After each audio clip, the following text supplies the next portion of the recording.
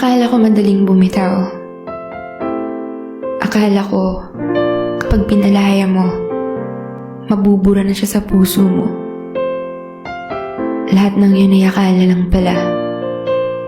Dahil ang totoo, kapag nasa punto ka na ng pagbitaw, doon mo mararamdaman kung gaano mo pa kamahal ang isang tao. Doon mo muling maaalala na di mo pa kayang mawala siya. Sabihin man nating tapos na. Sabihin man nating pinapalaya mo na siya.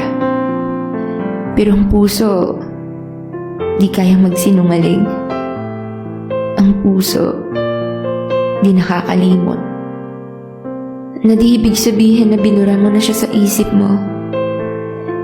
Kahit napilitin mo man siyang baliwalain, kapag meron pang natitirang